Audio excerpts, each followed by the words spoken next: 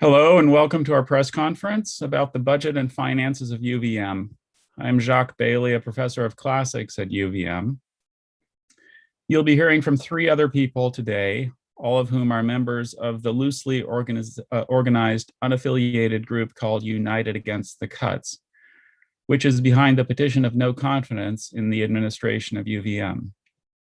What unites us all is a concern about UVM and the direction it is being steered towards.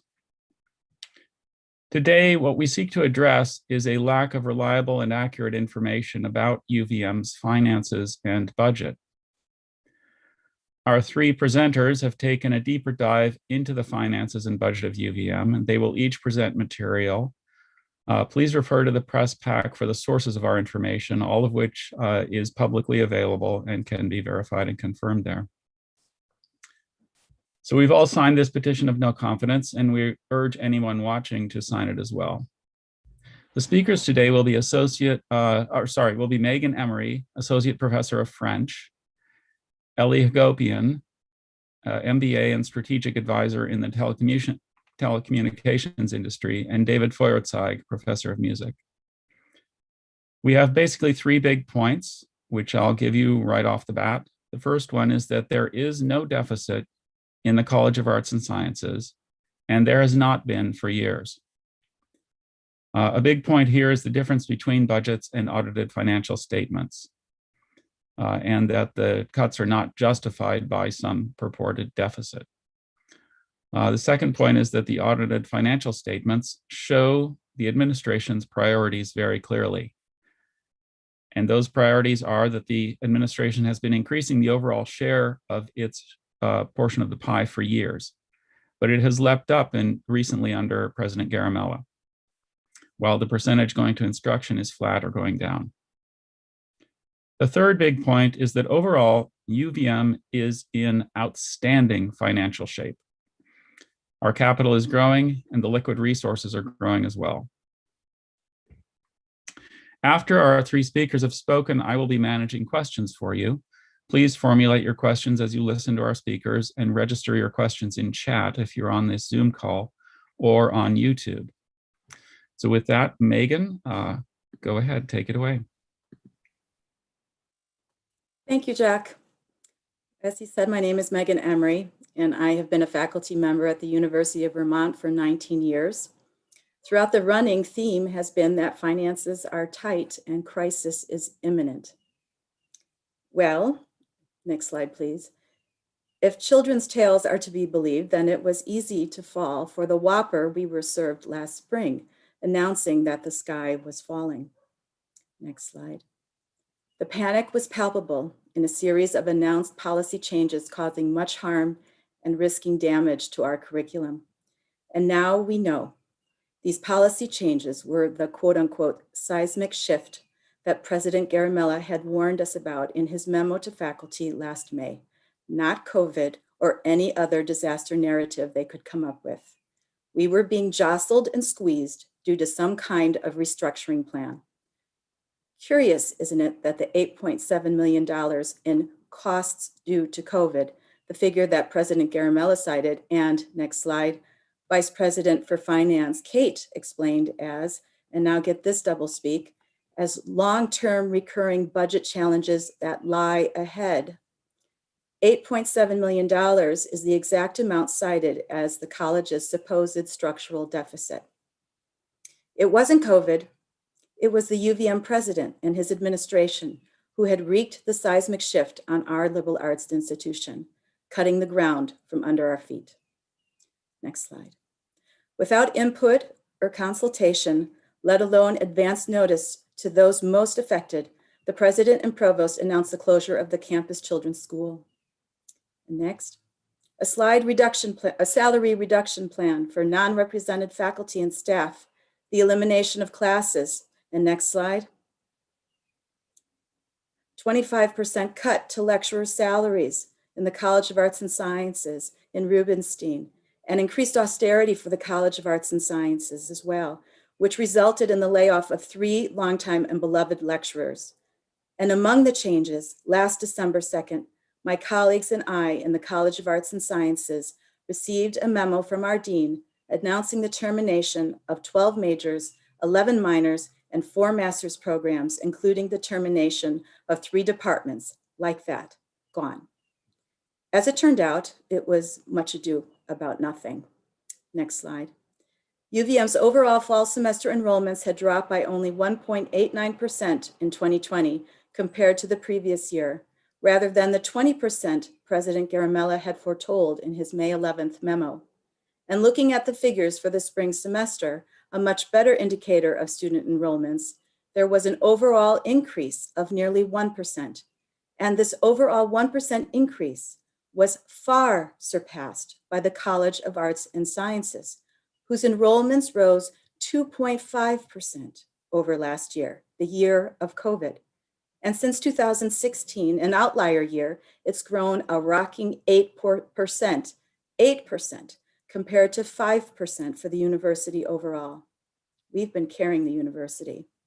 UVM's 2016 enrollments, however, were pounced upon in 2017 in order to, quote unquote, reveal the College of Arts and Sciences running deficit, a completely false claim, and used to justify cuts to our faculty. Since 2018, we have lost 18 full-time tenured faculty, 10 non-tenure track FTEs, and 62 part-time faculty. Regardless of what the provost says, it is clear that our liberal arts programs, including those proposed for termination, continue to hold student interest. Let me repeat, the College of Arts and Sciences is solidly in the black. The student body has been increasing, and their tuition dollars have been supporting the more expensive units, and primarily the College of Medicine, to the tune of $34 million over the past 5 years. Next slide. So let's take a look at that sky. That's our cash surplus soaring high above the clouds. Next slide. We have 270 days of cash on hand, just in case of crisis, but the crisis never came to pass. As has become clear, confirmed by President Garamella in the press, the administration's overreaction had been replaced by opportunism. Taking advantage of the virus scare, advantage of everyone being confined at home, the president and his administration set to enacting a restructuring plan that was introduced to the Faculty Senate in November and stopped because the faculty was not duped, and we're still not duped. The sky was not falling then, and it is still not falling. Next slide, please. The University of Vermont is flush in cash, much more than 2 times the rainy day fund of $34 million, and 1.5 times that of our public university peers. Plus, our state appropriation held firm and was bolstered by CARES Act funds, which, along with higher tuition dollars due to increased enrollments, as Moody's reports, helped fill the $21.4 million gap due to COVID expenses. Plenty of excess cash on hand could cover the small remainder. The university is nevertheless asking for $98 million more from the state, which is 5 times their own projected budget shortfall. For all the state legislators, and perhaps the governor is tuning in too, please attach some strings to those funds so that they are earmarked for instruction and cannot find their way into administrators' pockets or pet projects. Because the audited financial statements further show that the administration's priorities are moreover themselves. The percentage going to administration and overhead has been increasing for years, but it jumped under Garamella. Between 2019, when he arrived, and 2020, compensation and benefits of upper-level administrators and institutional support services increased overall by nearly 20%. Versus a decline for instructional compensation and benefits. Next slide, please. Just as faculty rose to the challenge and carried this university through the financial straits of the pandemic to safer waters and increased solvency, the faculty have again taken up the challenge. We have poured through detailed operating budgets, that is the actual financial figures of revenues and expenditures, and are determined to rein in an out-of-control administration set on undermining our commitment to our mission to our state by starving its liberal arts programs of needed funds and resources through a simple budgetary spin on the books. These cuts to liberal arts programs and academic departments in the College of Arts and Sciences are simply not justified, given the low cost of these programs. The College of Arts and Sciences dean cited $600,000 as the quote unquote potential savings, which according to Moody's represents the revenues brought in on average by a total of 24 students. To put it simply, this is a money and power grab by the administration, and UVM is in outstanding financial shape. A AA3 bond rating with a quote stable outlook according to Moody's. Capital is growing and liquid reserves are growing to the point where everything could be restored and additionally made whole. Next slide, please. The campus children's school, our classics, geology, and religion departments, and our lecturer contracts reinstated. Furthermore, the liberal arts programs in the College of Arts and Sciences that have been eviscerated through attrition as retired faculty members have not been replaced by badly needed new hires in art and art history, biology, classics, geology, history, languages, music, physics, political science, religion, sociology, theater, and in fact, all 21 of our departments. I hand it now over to Ellie Hagopian, who will dig a bit more into the financial details. Thank you, Megan. As Jacques said earlier, I have an MBA and I work in corporate strategy and governance. As a UVM outsider, I'm here today to share my analysis and perceptions from a business perspective. I have looked at the university's financial statements and a recent report by the ratings agency Moody's. I see an organization that is healthy and thriving. It has cash in the bank and is adding to that stockpile every year from operations, tuition, and other income, above and beyond its fundraising and endowment. I have also taken a closer look at the College of Arts and Sciences, which has been targeted for the largest cuts. As Megan says, and contrary to administrative claims, there is no deficit in the College of Arts and Sciences. When this has been pointed out before, the administration's response is to accuse critics of, quote, conflating budgets with finances. So let's talk about that. A metaphor I find useful here is that of a family with thousands of dollars in savings and income sufficient to pay all their monthly expenses while still adding to savings. Now imagine that family suddenly told their children that they would be moving from 3 meals a day to 2 and eliminating certain foods entirely because they were, quote, exceeding their food budget. When questioned by concerned relatives, the parents respond, "Don't be silly, you're conflating our finances with our budget." This is exactly what is happening at UVM. There's plenty of cash in the bank. UVM is making an operating profit year after year, and the College of Arts and Sciences is a net contributor to the university's finances. A budget for an organization is the same as a family's budget. It reflects the choices of decision makers, in this case, the UVM administration.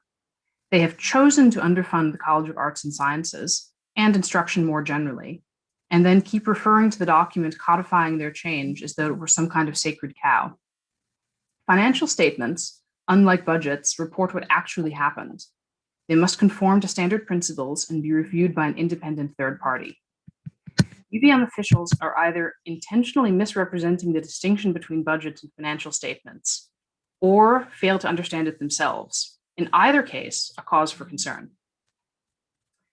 Following the numbers in audited financial statements shows what the administration does prioritize.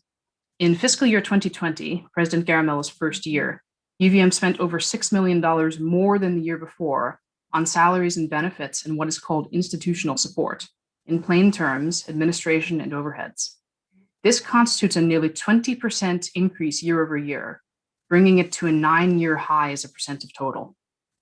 Meanwhile, total spending on compensation and benefits for the university's core mission of instruction and research has dropped below 50% of the total for the first time, or at least the first time in the last 18 years. Looking at the 2021 budget highlights administrative priorities as well, including a planned increase of over $3.7 million in the operating budget of the president's office, bringing total spending on that office to over $6 million.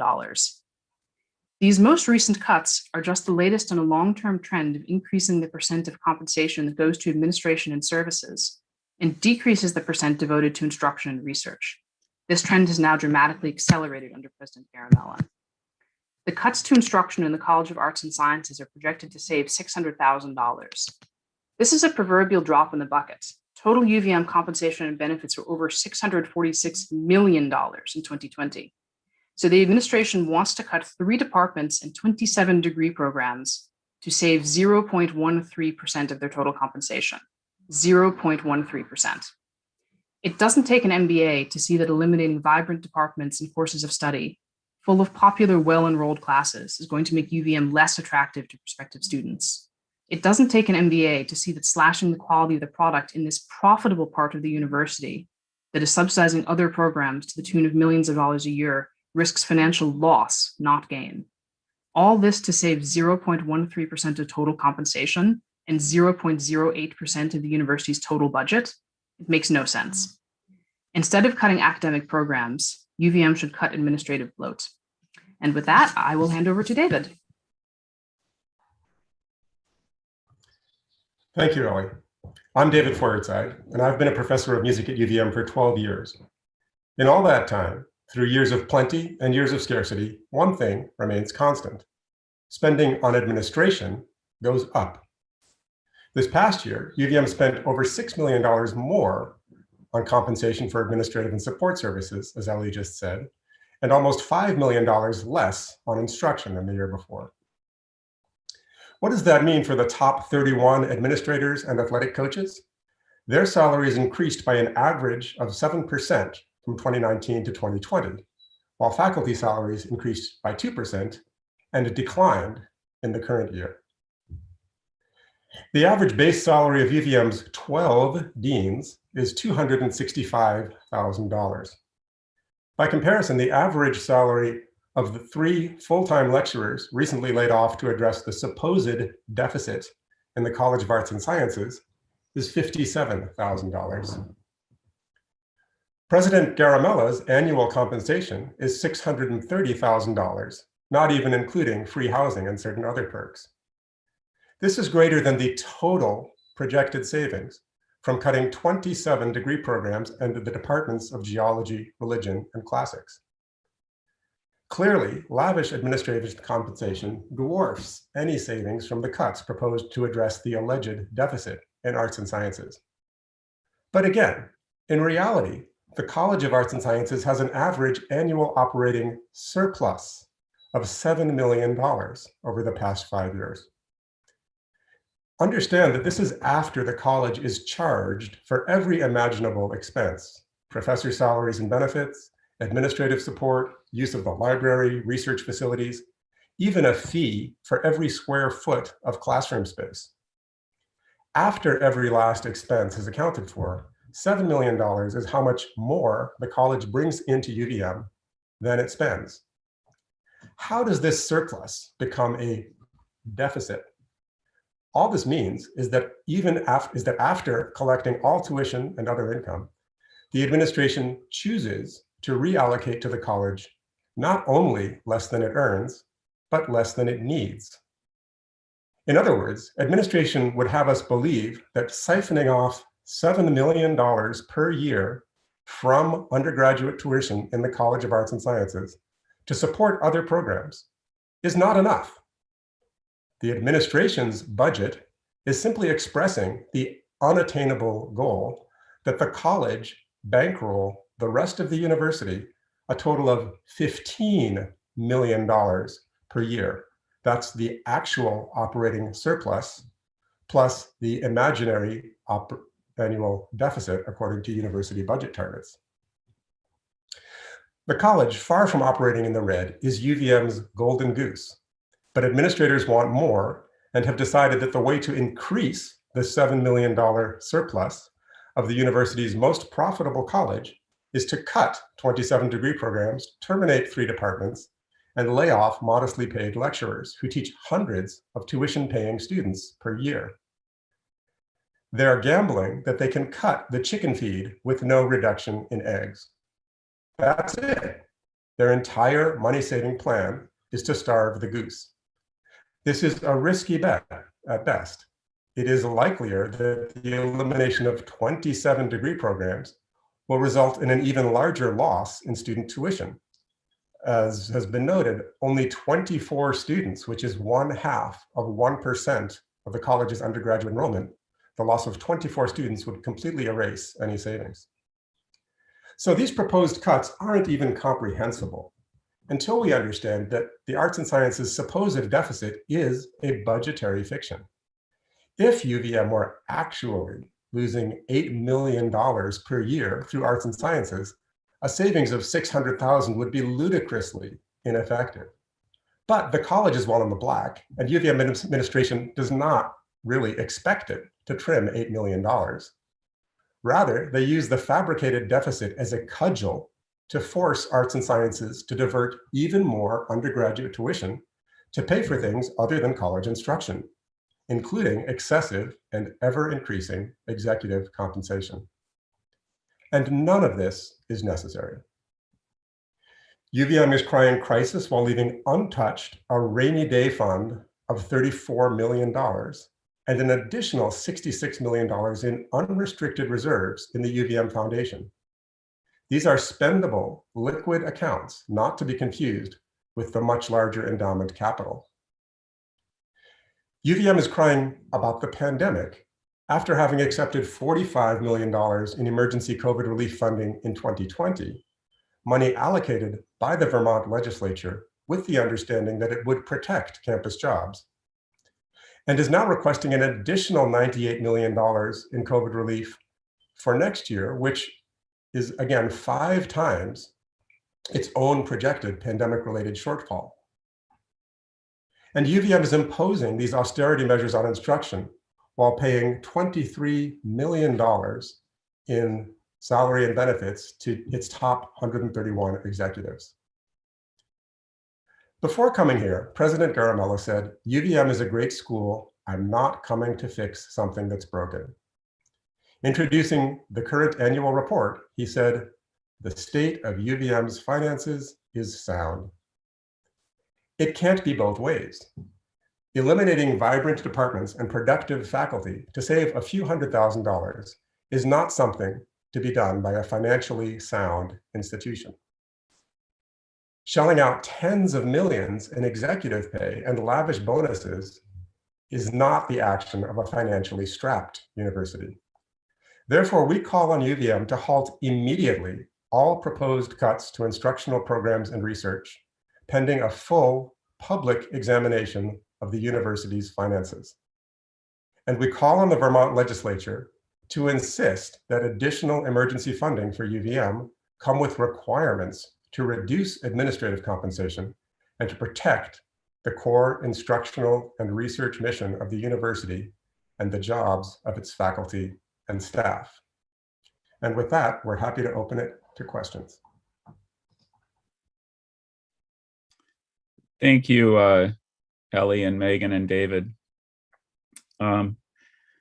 So journalists in the Zoom room, please turn on your cameras when you ask your questions, and others, please pose your questions in chat on YouTube.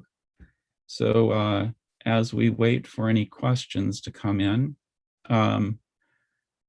I suppose that a big question that must be on everybody's mind is, if there is no deficit, why would UVM administrators propose such drastic and harmful cuts to administration? David? I can take a crack at that. I mean, first thing to say is that we can only speculate because the administration is quite opaque about their actual decision-making process, as can be seen by their false narrative of a fiscal crisis. But looking at what they actually are spending money on and the choices they're making, it seems pretty clear that they have come to some a priori conclusions about the direction that UVM should take. And these include spending on lavish capital projects, such as the new $95 million sports arena, with the notion that that will attract more students, which is something that can be discussed, but which they have not presented any evidence for. So by squirreling away the operating margins of the College of Arts and Sciences and other units, they're able to stash money to allow for priorities that have not been vetted. Another thing is that administrators tend to think that their own work is very important. And the more they're paid, the more they think they're worth it. So we do have ever ballooning administrative compensation, not only the salaries and benefits, but the number of people in this upper echelon of administration is constantly increasing. And finally, the university administration has made no secret of its idea that the future of higher education lies in applied technology fields. And again, this is something that would be reasonable to have a public discussion about. But pretending that the humanities and that the basic sciences are in a crisis as a justification to cut them is simply a self-fulfilling prophecy. By cutting the programs in physics and chemistry and in the liberal arts, the university will, of course, create a situation where fewer students want to come to study in these eviscerated departments. And this allows them to transfer resources to applied technology in other fields. The risk, again, with the golden goose analogy is that not only is this not a vetted policy that we have discussed and agreed on, but cutting these profit-making programs may in fact lead to losses in the bottom line and not even support the presumed intention of the administration to bolster programs in applied technology. Okay, I think Stuart Ledbetter has a question. Go ahead, Stuart. Okay. All right. Can you hear me now? Jock, my camera is blocked, so I can't use it. We can hear you. Go ahead. Bottom line is that the union has been at this, sort of beating this drum for some months now. And I haven't seen, other than the number of petition signatures that you've collected, progress. I'm wondering, is there any sense that trustees are persuaded or listening or will make any change in their support for President Garamella? And what's your next step? I can jump in here, Jacques, if that's all right. Okay, thanks for the question. When I first saw the commentary by Shep Smith, who's a legislative trustee, come out in several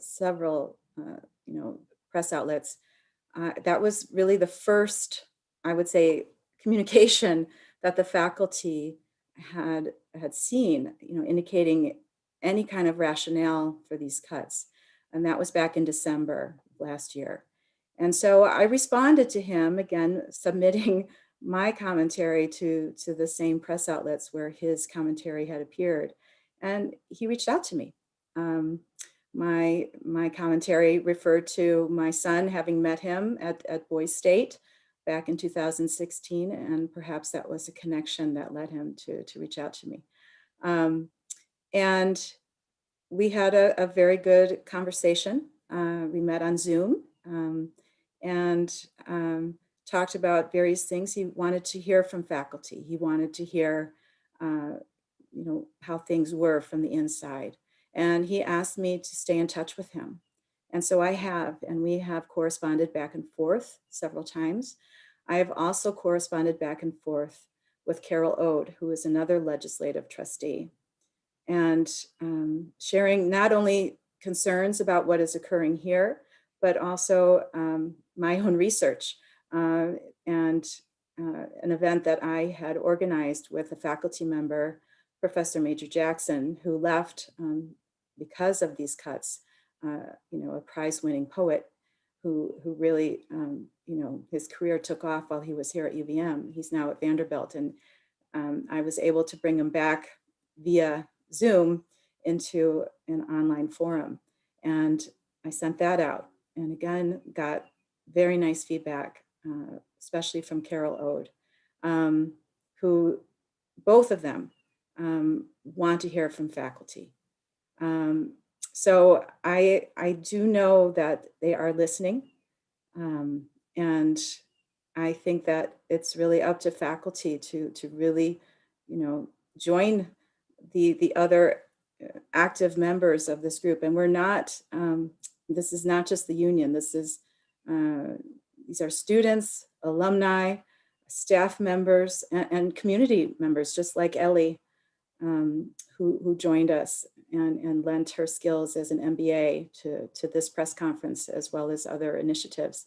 We need to really defend our flagship university. If Garamella came here and was invited here to reproduce what he's done at Purdue, we have to remember that Purdue has another flagship, state university. I mean, Indiana has another flagship state university. For Vermont, this is it. This is the one chance that Vermonters have to have, the variety of choice. So I want to end it there because I'm sure there are other questions, and I see one coming up in the chat. Yes, so we got a one from, I think it's from YouTube. It says, administration claims they must restructure to safeguard UVM's future. How do the panelists respond? What really is the best way to ensure UVM's future?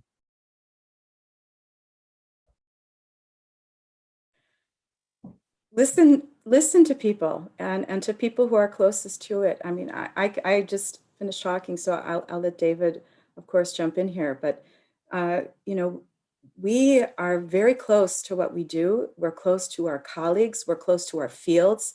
And we know the future movement in our various fields.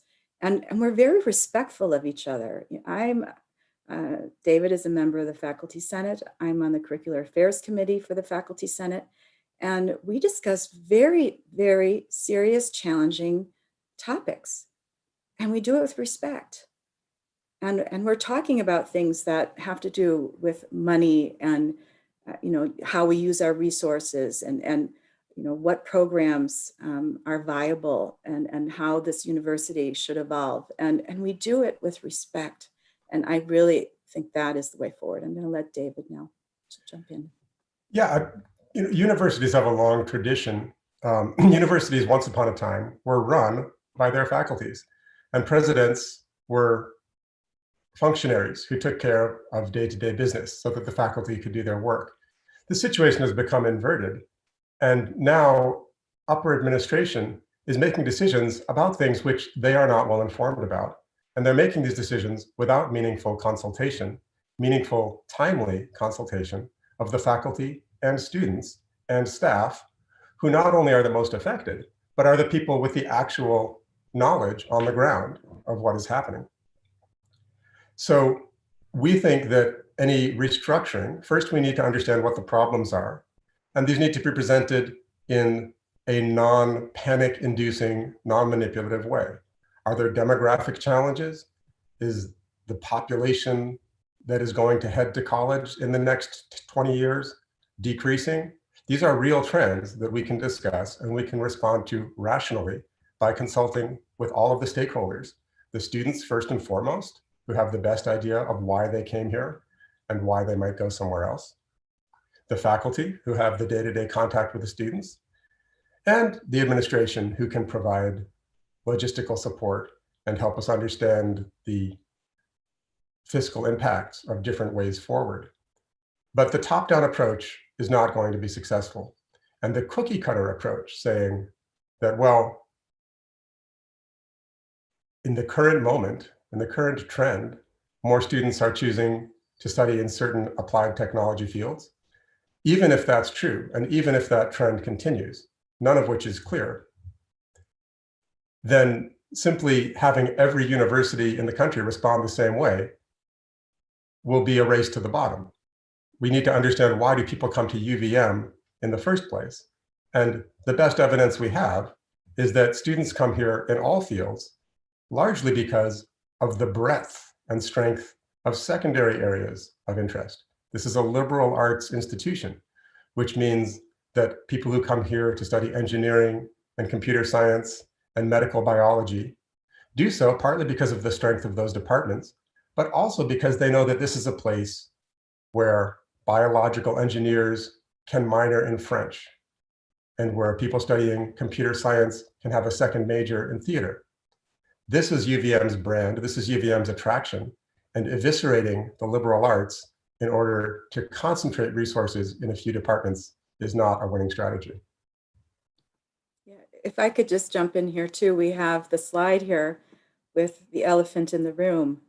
Just to give an anecdote in response to that question, and I've shared this story before, I think it's all right that I share it again.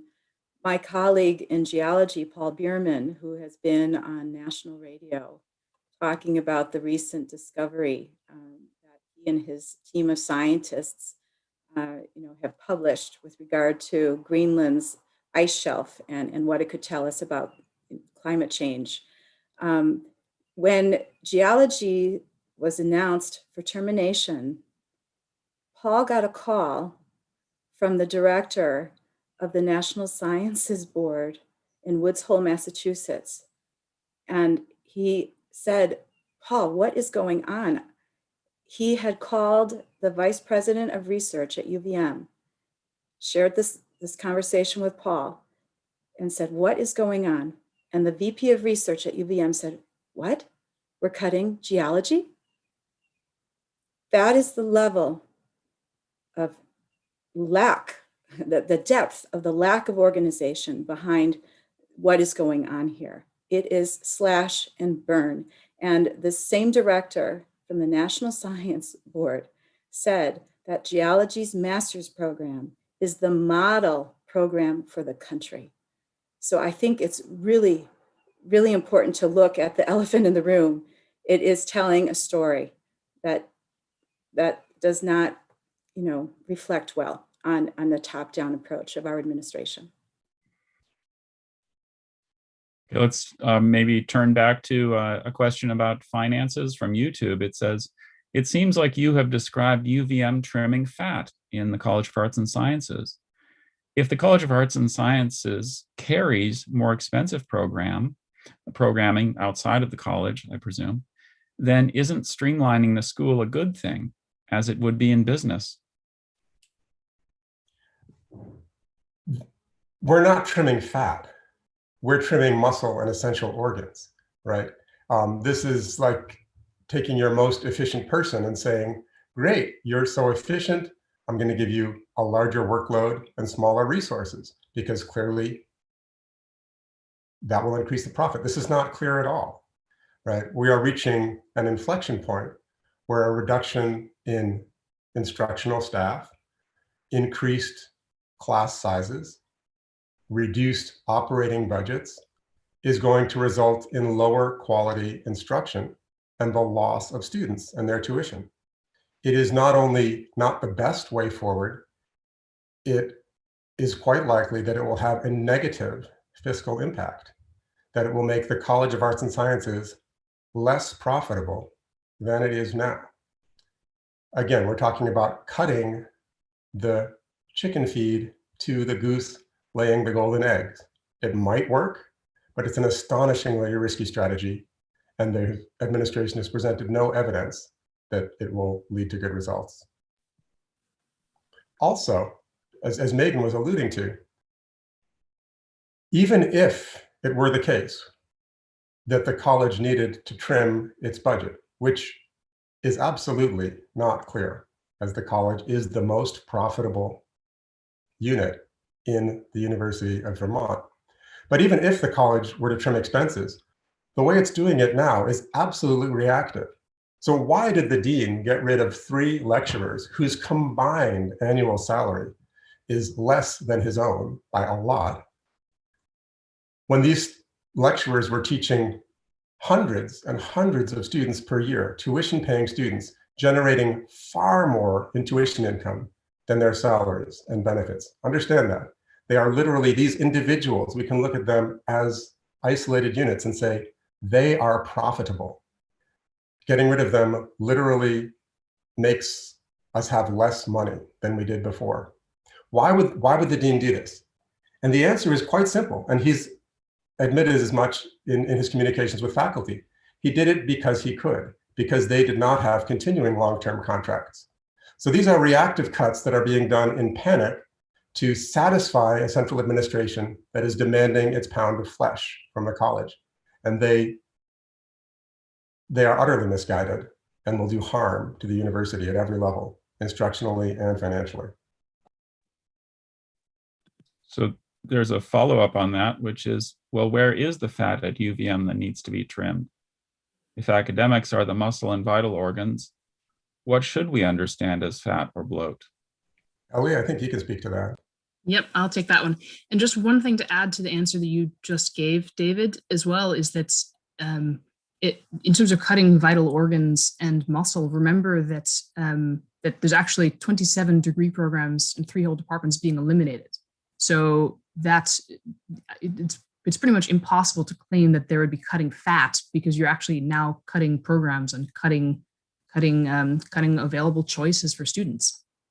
So in terms of where is the fat that needs to be trimmed, if academics are the muscle and vital organs, where should we understand as fat or bloat? I think the simple answer to that is the slide that we showed a couple of times earlier, which is showing that the percent of total compensation going to instruction and research is now below 50%. And the share which is going to administration and other services and overheads is going up. So if you look at institutional support alone, they spent nearly $39 million last year on salaries and compensation. So it's very difficult for me to see how you can cut $600,000 and eliminate 27 degree programs, and you can't cut a single penny out from administration and services. It doesn't make any sense to me. As others have said, the actual details of where exactly all the money is going is a bit opaque. There's detailed budgets which are available online, but those show planned spending, and the audited financials really are more summary level when it comes to this level of detail. And the administration hasn't been particularly forthcoming about this, but as I believe Megan called for, an actual investigation of where the funds are going and where the spend is, I think would be very, very illustrative. But I would have to imagine that there's certainly quite a lot that could be deemed non-essential in institutional support alone. And if I can add to this too, we've spent a lot of time today focusing on the false narrative of a College of Arts and Sciences in the red. But even so, the very question of like, well, where can we save money then, implies that the university as a whole is running in the red and needs to trim expenses. This is not true. The actual case, as revealed in audited financial documents, is that cash inflows to the university exceed outflows. That means that not just the endowment, but liquid funds are growing year on year. The university is in the black, and we can reallocate resources, and we can decide to spend less here and more there. But the notion that we must do this because of an existing fiscal crisis is absolutely false.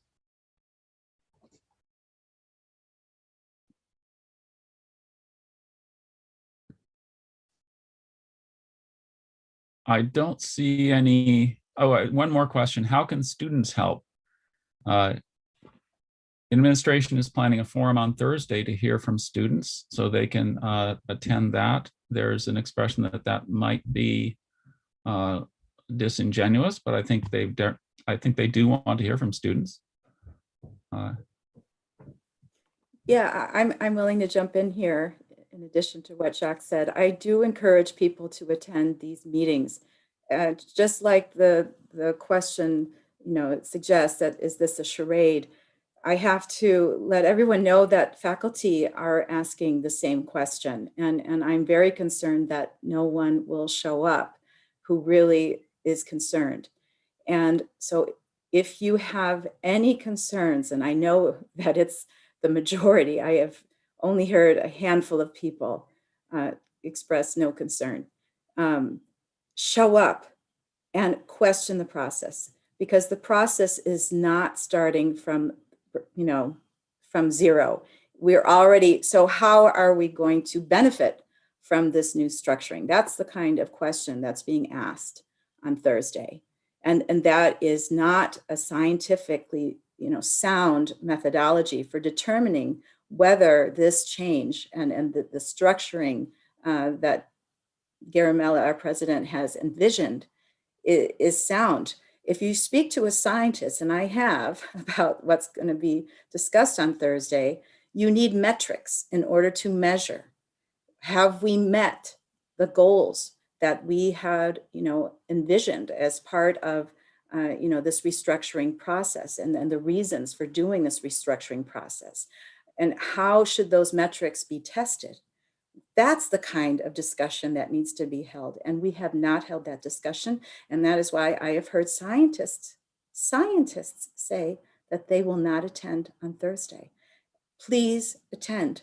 We need your skills, because this administration is lacking the very skills that we need. This, again, is an argument for why faculty need to be part of that governing structure, and why we just need to have a complete overhaul of how decision-making is done here at this university. If I may point out, we call it administration. We don't call them executives, and as opposed to some other sectors. And there is a strong tradition of faculty sharing governance, and the faculty at UVM are pushing for more governance so that they can lend their expertise. Do the journalists in the room have any additional questions? I haven't seen any indications, but I just wanted to make sure.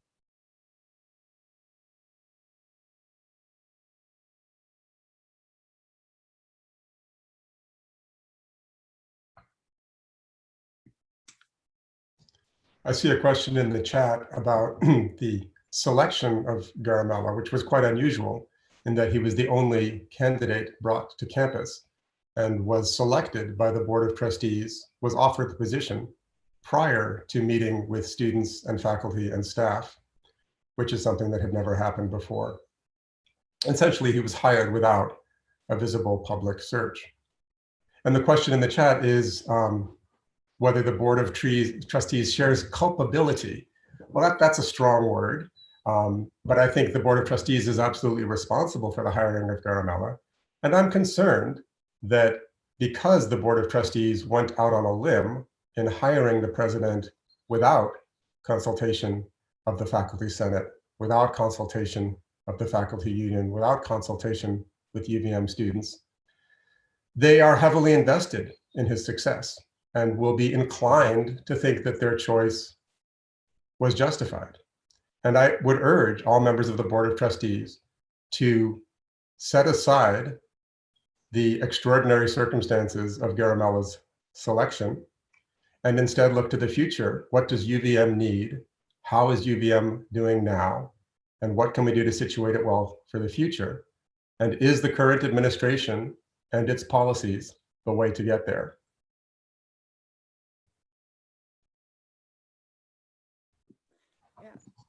I'll jump in here if that's okay, Jacques, too. And there might be another question, which is good. I don't mean to end this way. But what else can we do? I've been reached again by the director of what is called the Vermont Institute for Community and International Involvement, VICII, which is a nonprofit educational organization based in Burlington, Vermont. And they seek to engage citizens through dialogue and education debate on various topics. And they have invited State Senator Phil Baruth, as well as myself, into one of their weekly programs that appears on CCTV. On April 28th, they're going to be holding another program, a discussion called What's Happening at UVM Continued. So if you're interested in that, I encourage you to go to their website, https, the colon and 2 backslashes, www.vicii.org. And I think there's another question. I don't see another question here. It seems like we're sort of. I see it there, Jacques. Just showed okay. up. Sorry. Yeah, there's our group, UVM United Against the Cuts, has been working with the Lawrence Debate Union to sponsor a debate about the current trajectory of the reorganization and the administration's plans. And just as we did for a debate this fall, we have invited the administration repeatedly to participate in the debate. When they declined, stating concerns about their role as supervisors of employees, the inappropriateness and so on of them debating, we asked them to recommend faculty members who are sympathetic to their administration's reorganization plans. They have not done so. So the administration is repeatedly refusing to engage with us in an open, good faith debate about these policies. They prefer to make the decisions behind closed doors and impose them on the faculty community under the auspices of a contrived fiscal crisis. If their ideas for reorganization are in fact the best way forward for the University of Vermont, we urge President Garamella and Provost Patty Prelock to come and tell us why, in a public and neutral forum, why these policies should not be causing us the concerns that we have, and why they are in fact the best way forward. So far, we have had no response. That debate is scheduled, I believe, for May 4th, if I'm not mistaken. And I believe it's ahead of the Board of Trustees meeting. Is that right, David? Yes, it's May 4th at 7 p.m. It will be live streamed. And it's an internationally acclaimed Lawrence Debate Union. We have quite the debate team at UVM. So I don't see any more questions here. I wanted to thank everybody for attending and for all of your shared concern and enthusiasm about UVM.